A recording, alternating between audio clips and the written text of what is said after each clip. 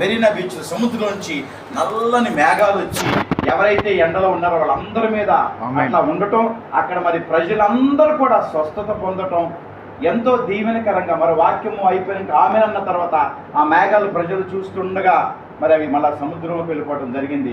అప్పటి నుంచి all India doctors సంఘాలు బిల్లిగ్రహం లాంటి వాళ్ళు వస్తే మా హాస్పిటల్స్ మూసుకోవాలి కాబట్టి ఆయన్ని బ్యాన్ చేశారు. అప్పటి నుంచి మళ్ళీ ఇప్పటివరకు మళ్ళీ బిల్లిగ్రహం గారు రాలా. తర్వాత వారి కుమార్తె వచ్చినట్టుగా మనకు తెలుసు. ఎందుకు ఈ విషయాలు చెప్తున్నానంటే, ఒక దేవుని సేవకునిగా మనము దేవుని సందులో ఎక్కువగా మనం ప్రార్థన చేయాలి.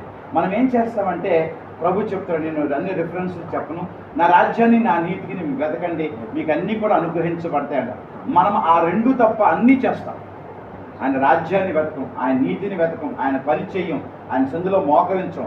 ఎవరైనా డబ్బులు ఇస్తారంటే వెళ్ళిపోతాం, ఎవరైనా సలహా ఇస్తారంటే వెళ్ళిపోతాం, ఎక్కడైనా మీటింగ్ అంటే వెళ్ళిపోతాం. మీటింగ్కి వెళ్ళొద్దని చెప్పట్లా.